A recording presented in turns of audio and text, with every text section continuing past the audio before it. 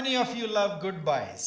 और आप में से कितनों को बाय बोलना अच्छा लगता है? Nobody loves goodbyes, right? किसी को भी बाय बोलना अच्छा नहीं लगता। When we were children, we really appreciated when some guests came over. और जब हम बच्चे थे तो हमको बहुत अच्छा लगता था जब हमारे घर मेहमान आते थे। And for many reasons, and also because we got time to play, we got time to have good food when they were around.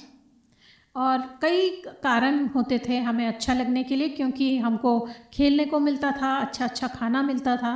And also when they were to leave, they would always give us some money, pocket money. और जब भी वो जाते थे हमारे लिए ज़रूर थोड़ा पैसा हमको दे के जाते थे। But leaving your loved ones and leaving your friends is not always good.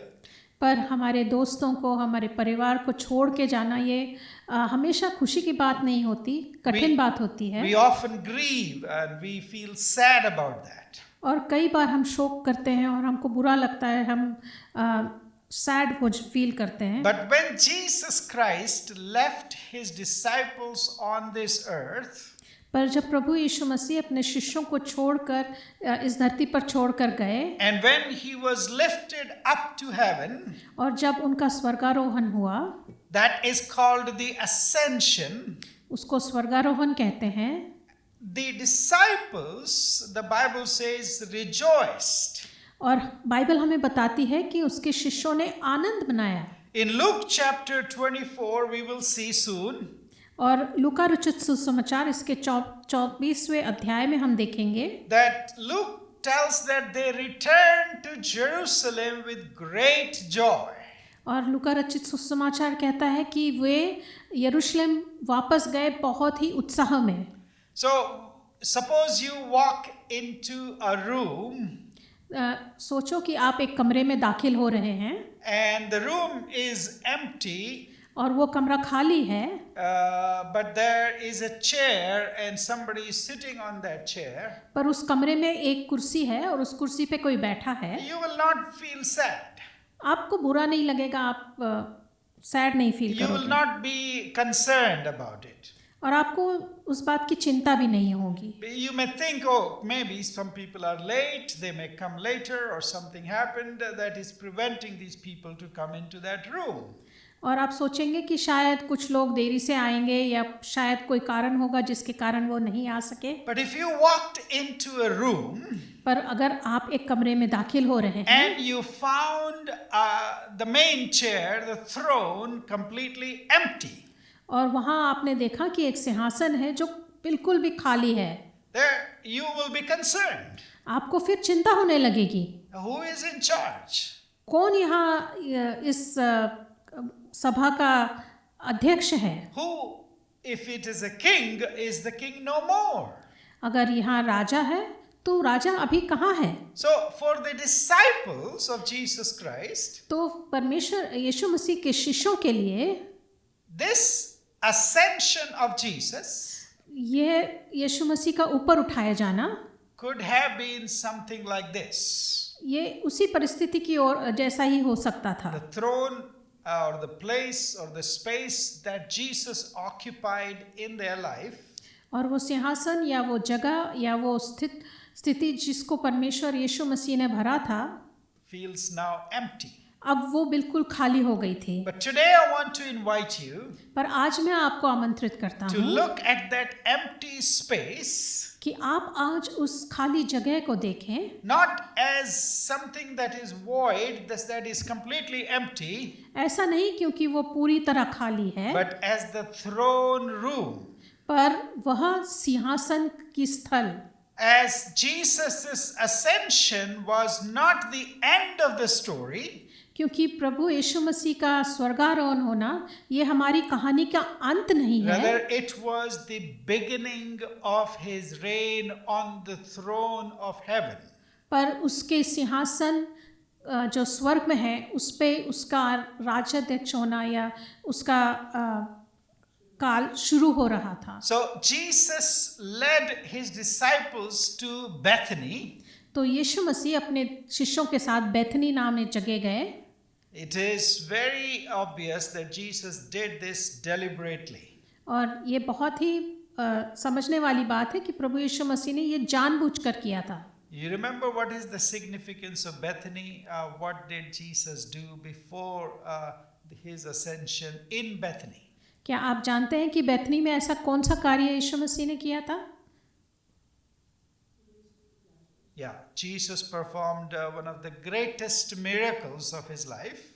यीशु मसीह ने अपने जीवन का सबसे बड़ा चमत्कार उस बैथनी में किया था। Because Jesus used to often come to Bethany, the house of Lazarus, Martha, and Mary. क्योंकि यीशु मसीह अक्सर बैथनी जाया करते थे, वहाँ उनके दोस्त लाजरस, मार्था और मरियम रहते थे। And Jesus chose for his last day to be in Bethany.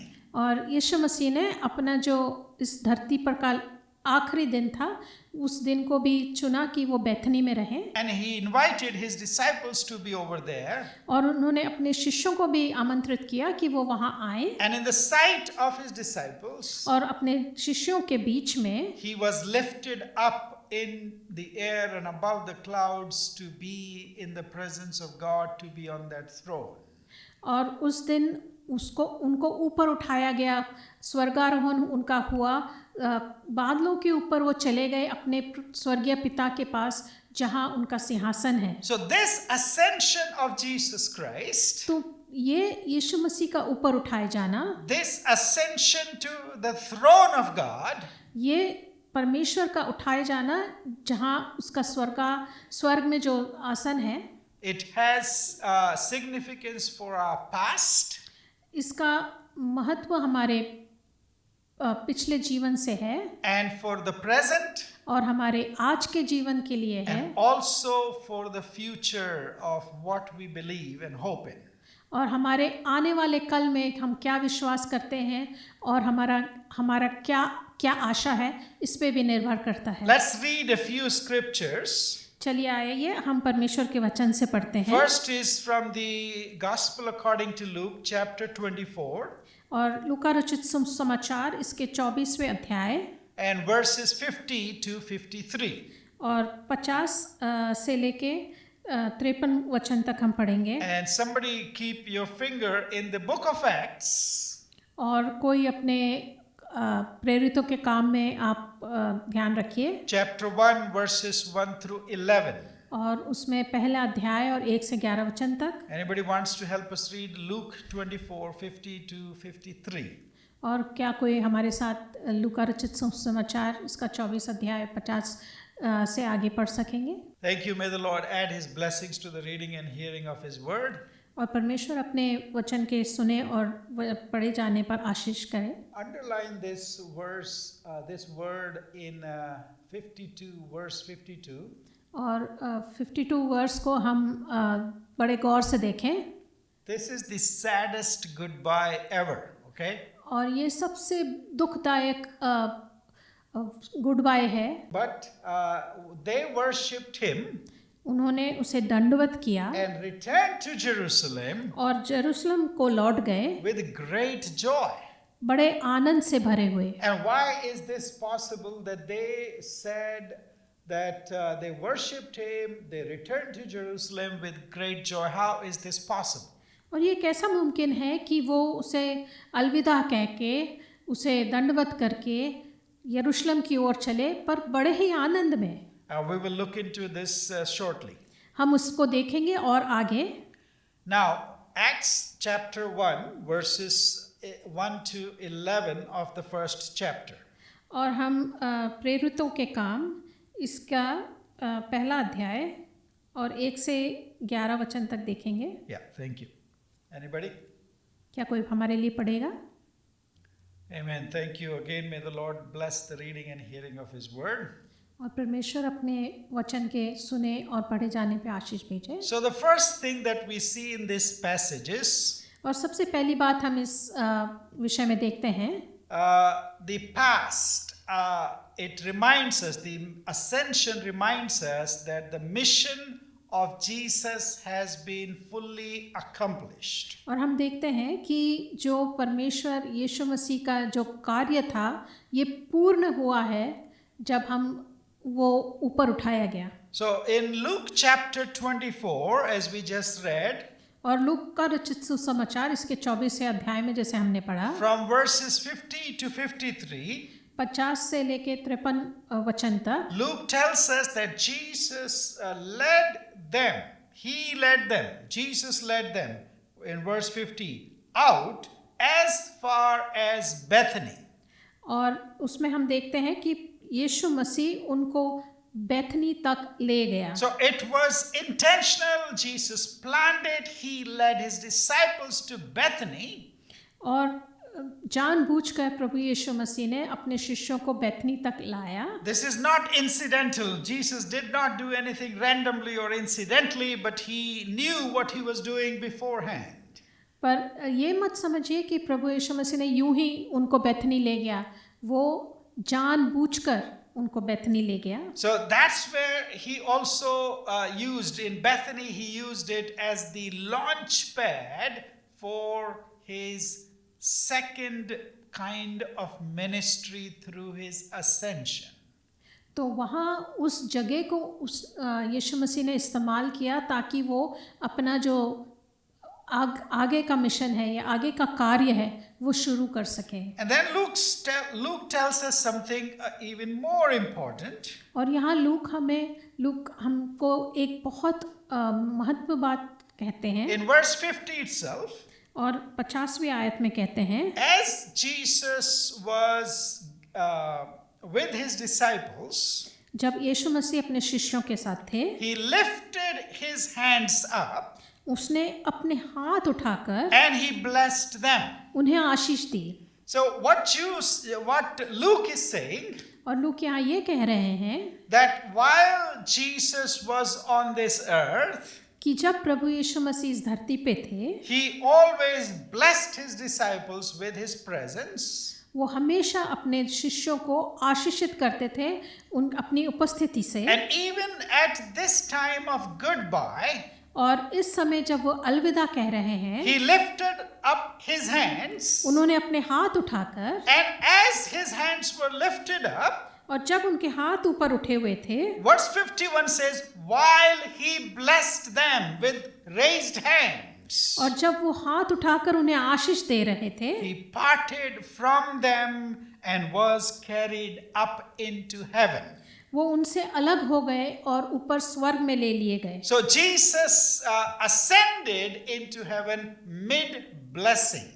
तो यहाँ हम देखते हैं कि यीशु मसीह जब आशीष दे रहे हैं उसी के बीच वो उठाए गए। His arms still stretched out as he was leaving this earth, blessing in a gesture of blessing his disciples. और वो उनके हाथ अभी भी उठाए हुए थे ऐसे कि जिस तरह की वो सब लोगों को आशीष दे रहे You हैं। know what it reminds me?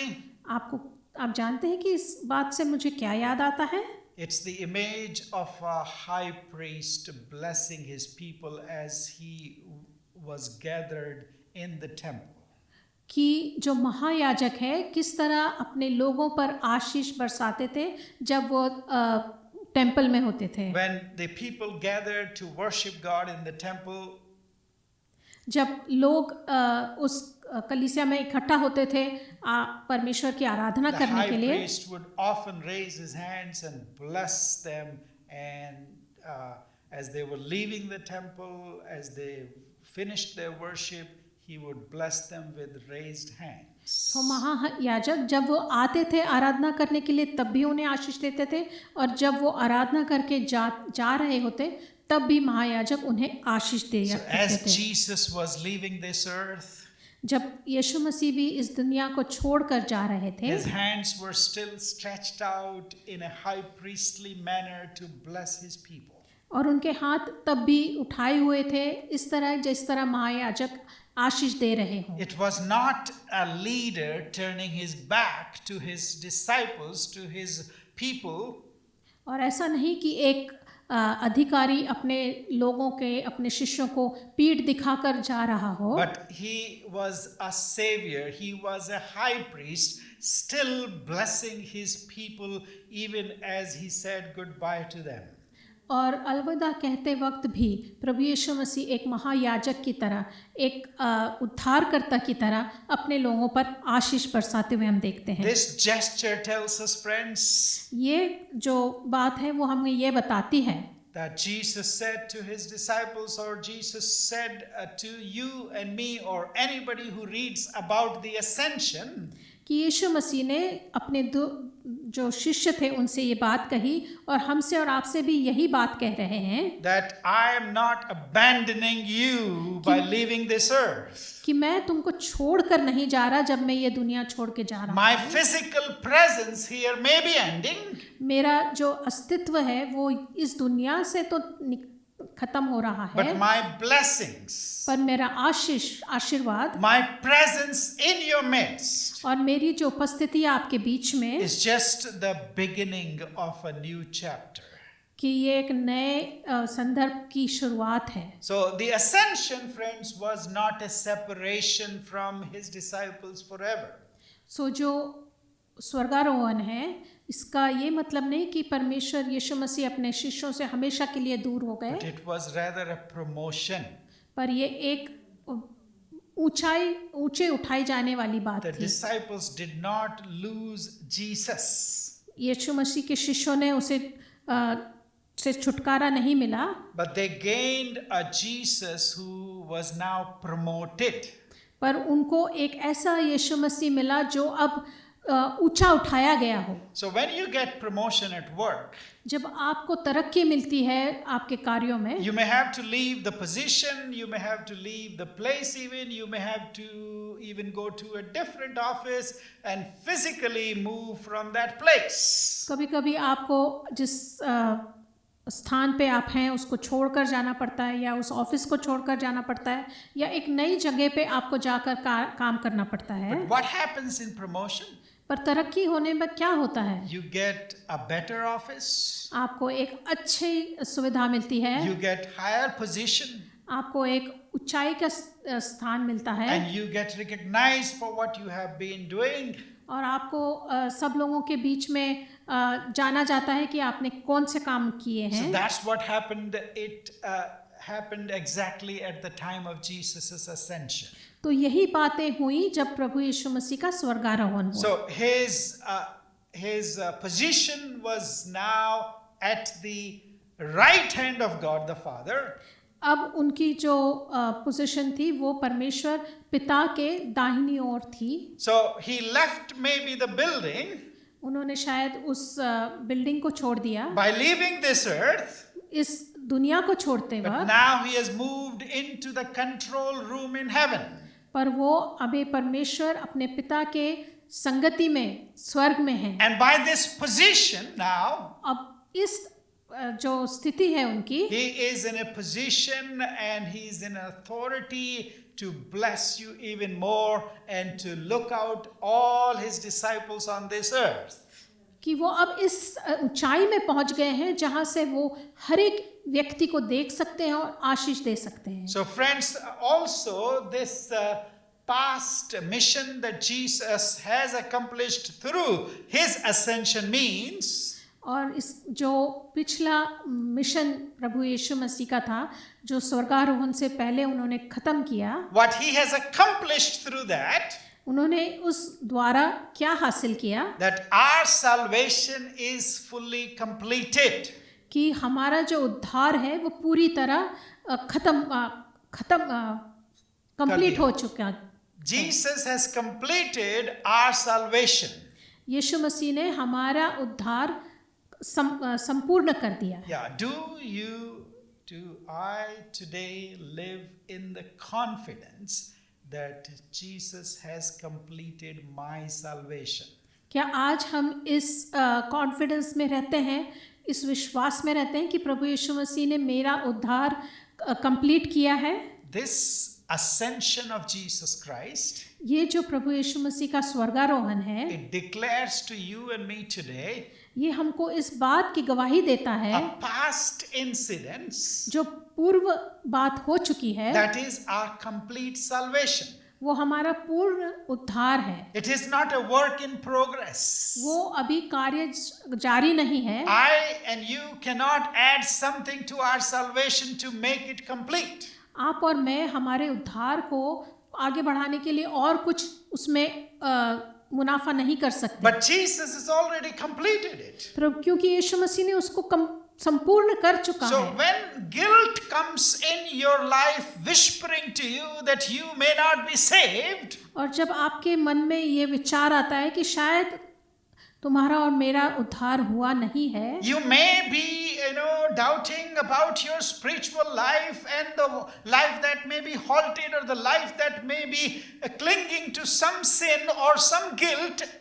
और आप और मैं इस बात को लेकर कभी-कभी सोचते हैं कि शायद मेरे जीवन में अभी भी कोई पाप है या अभी भी ऐसी कोई कमी है जिसके द्वारा मेरा उद्धार पूर्ण नहीं हुआ है। That is exactly the time वही समय है that you must remind yourself कि हमको याद रखना है that through the ascension of Jesus कि Christ, प्रभु के स्वर्गारोहण के द्वारा your salvation has been already completed. आपका जो उद्धार है वो पूर्ण हो गया है। Especially at a time when you are sad, ऐसे समय जब आप दुखित हैं, when you feel abandoned, जब आपको ऐसा लगता है कि सभी मुझे छोड़कर चले maybe गए you हैं, lose some loved one in your life, शायद किसी प्रियजन की मृत्यु हो गई maybe हो, some joy, some season of good life may be coming to an end.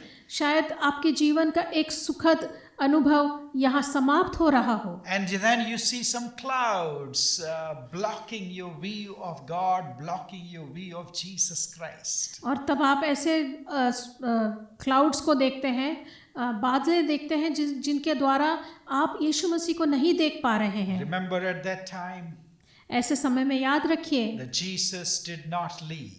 कि यीशु मसीह गया नहीं, He moved closer to you in a higher position of authority and power. कि वो एक आपके समीप है और एक ऐसे स्थिति में है कि वो आपको आशीष दे सके, And he is still blessing you with his outstretched arms. और वो आज भी हाथ उठाकर आपको आशीष दे रहे हैं। Secondly, और दूसरी ये बात है, the ascension is about the present. और जो स्वर्गारोहण है वो आज के परिस्थिति के लिए भी अनुभवित है। Through his ascension, आज उनके स्वर्गारोहण के द्वारा now we have a king अब हमारे पास एक ऐसा राजा है who reigns and intercedes for us. जो आज भी अधिकार रखता है और हमारे लिए प्रार्थनाएं करता In है। Ephesians chapter 1, और इफिसियों की किताब इसका पहला अध्याय, and if you read from verse 19 onwards, पहला अध्याय और 19वें भाग से आगे पढ़ेंगे। this is a prayer of Apostle Paul.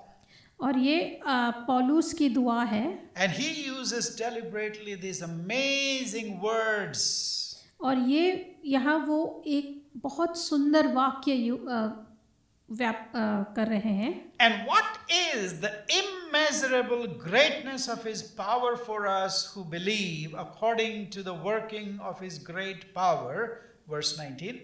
और उसकी सामर्थ हमारी ओर जो विश्वास करते हैं कितनी महान है, उसकी शक्ति के प्रभाव के उस कार्य के अनुसार।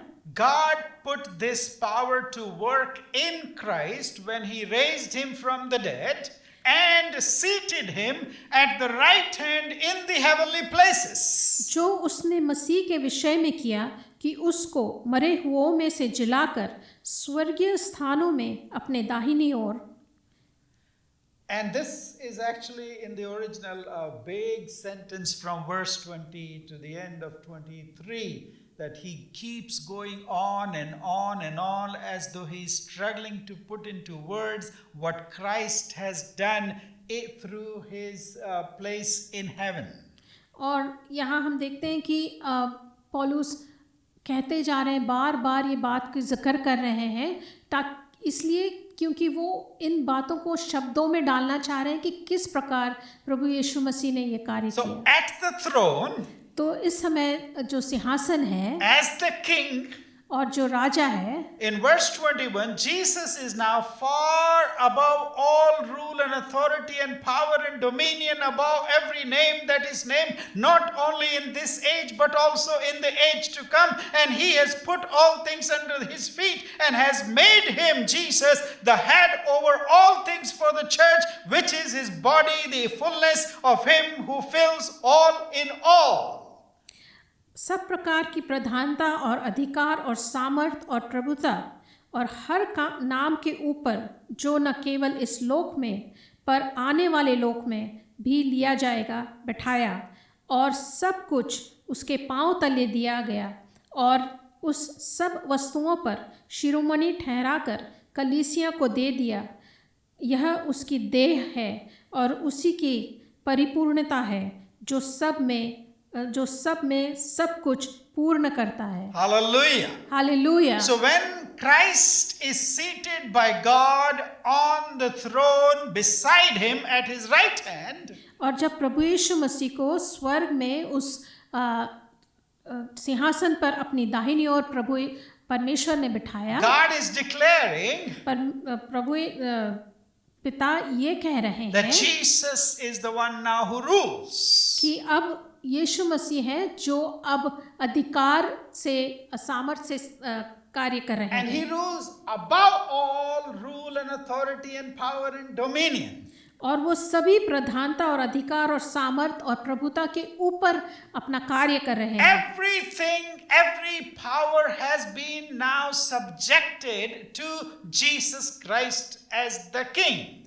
और हर अधिकार को प्रभु यीशु मसीह के अधीन कर दिया गया है। Every power that ever existed, according to Paul, or may exist in the future, is not above Jesus Christ the King. और ऐसा हर अधिकार जो पहले था और है और होगा, इन सब को प्रभु यीशु मसीह के अधीन कर दिया गया है। And then comes also something that you will appreciate. Paul says about the church.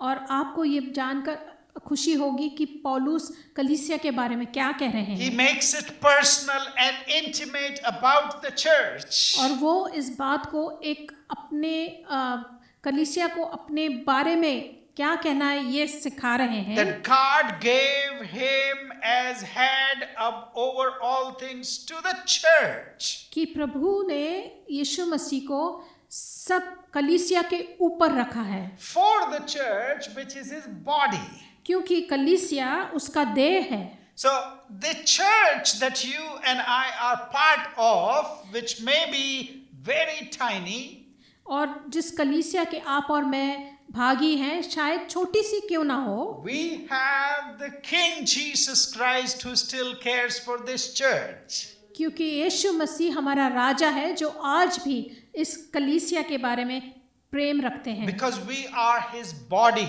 क्योंकि हम उसकी देह हैं। And it is this authority above everything is for the church. और उसका जो अधिकार हर बातों के ऊपर है वो कलीसिया के ऊपर भी है। Christ's supreme power and authority over this cosmos और यीशु मसीह का प्रधानता इस पूरे जगत के ऊपर है।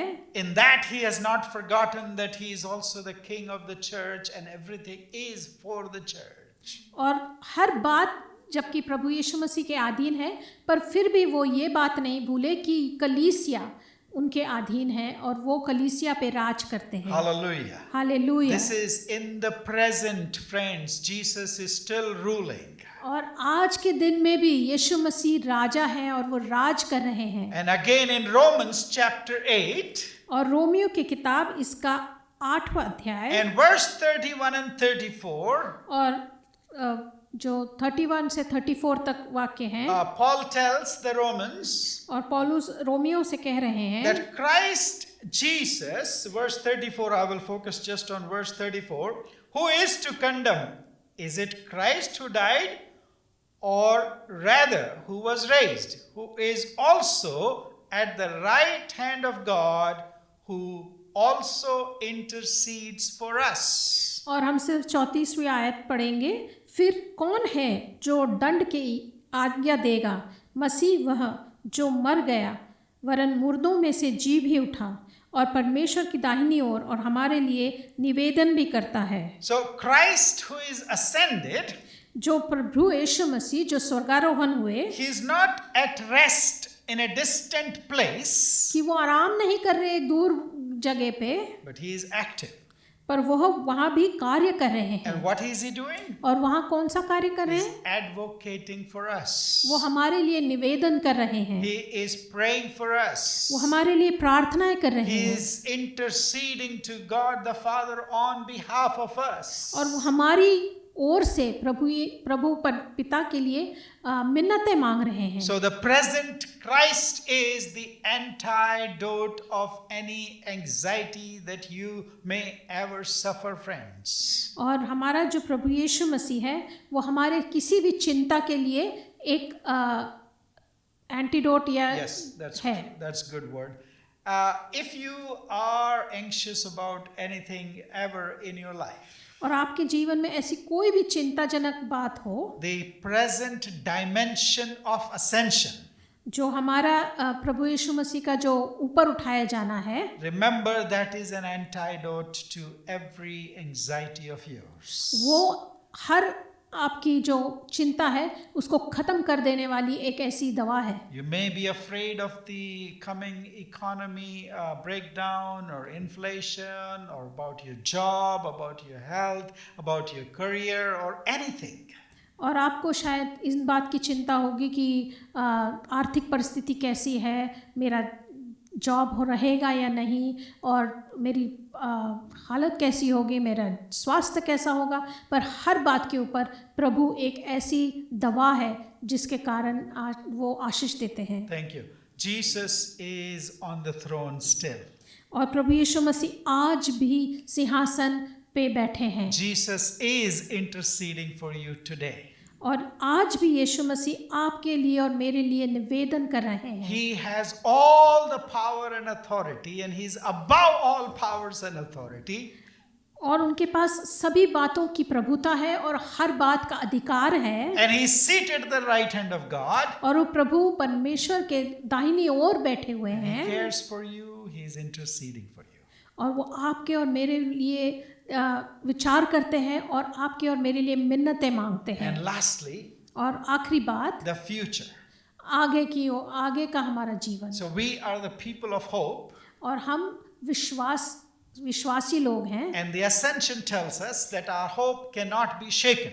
और जो स्वर्गारोहण है वो हमें यह याद दिलाता है कि हमारा जो विश्वास है वो डगमगाएगा नहीं। Because in the book of Acts, क्योंकि प्रेरितों के काम में in verses in chapter 1, और पहले अध्याय में, as the disciples were looking to Jesus, और जब जो प्रेरित थे वो ऊपर देख रहे थे यीशु मसीह की ओर, the book of Acts writer tells us, और जिन्होंने प्रेरितों के काम लिखे हैं उन्होंने ये कहा है in chapter 1, पहले अध्याय में, an angel appeared after Jesus disappeared, और एक श्वेत वस्त्र धारित दूत वहां आए, and he said, और उन्होंने कहा, Men of Galilee, why do you stand here looking into the sky? गलीली पुरुषों, तुम क्यों खड़े स्वर्ग की ओर देख रहे हो? This same Jesus, यही यीशु who has been taken away from you into heaven, जो तुम्हारे पास से स्वर्ग में उठा लिया गया, will come back in the same way you have seen him go. जिस रीति से तुमने उसे स्वर्ग को जाते देखा है उसी रीति से वे फिर आएंगे। Notice the words. और यहाँ ध्यान दीजिए, This same Jesus, यही यीशु मसीह who was in bodily form, जो अपने शरीर में था, not a concept, not an ideology, एक ऐसे वास्तवित्व नहीं या एक ऐसी धारणा नहीं, not a metaphor, not a spirit, एक स्पिरिट नहीं और ना ही एक ऐसी बात, but the same Jesus पर वही यीशु who wept at the grave of Lazarus in Bethany, जो लाजरस की कब्र पर जाकर रोया, the same Jesus who broke bread in the upper room, वही यीशु मसीह जिसने ब्रेड को तोड़ा था उस ऊपर के दामियन में, The same Jesus who showed his wounds to his disciples. और वही यीशु जिसने अपने घाव अपने शिष्यों को दिखाए थे, He is coming back. वही यीशु आने वाला है। This is our future. ये हमारा आगे का फ्यूचर This है, is our hope. ये हमारा विश्वास He है। is coming back वो आ रहा है in the same body उसी बॉडी में and visibly और दिखाई देगा and gloriously. और स्वर्गीय आशीषों से भरित। That is the future that the ascension of Jesus Christ reveals, my dear friends. और ये ही परमेश्वर का स्वर्गारोहण हमें आज सिखाता So है। remember, तो ये बात याद in रखिए, your storms, आपके जो बादल वाले जो स्टॉर्म है, who is on the throne? कौन है जो सिंहासन पे The बैठा है? same Jesus who was on the cross. वही यीशु जो क्रूस पर था, The same Jesus who was lifted up in bodily form. वही यीशु जिसको शारीरिक रीति से ऊपर उठाया गया, He is still on the throne. वो आज भी सिंहासन पर बैठा है। And that's what is the secret of the disciples' joy, because when they returned, now it makes sense why they were filled with joy. और यही वो बात है जिसके कारण शिष्य आनंदित होकर लौटे थे। So because our past work is done because of Jesus' ascension, हमारा जो पूर्वी कार्य है वो पूरा समाप्त हुआ प्रभु यीशु मसीह के स्वर्गारोहण से, your salvation is secure in Jesus Christ. और आपका उद्धार प्रभु यीशु मसीह में सिक्योर है। In the present, और आज के जीवन में right now, अभी इसी वक्त He reigns with all authority and power. और हर अधिकार और प्रभुता के साथ वे राज्य कर रहे हैं। And in the future, और आने वाले कल our में hope is हमारी आशा यह है, the same Jesus is coming back in bodily form. और वही यीशु मसीह शारीरिक रूप से हमारे बीच फिर आएंगे। Therefore, इसीलिए let us go in peace, आज चलिए हम पीस में जाएं, knowing your King is on the throne today.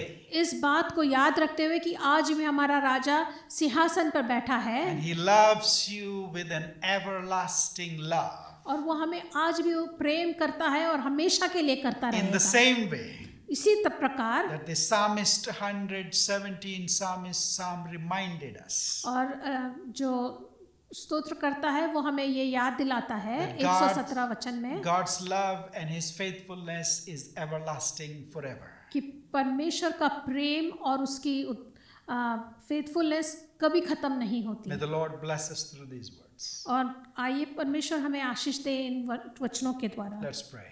आइए प्रार्थना करें।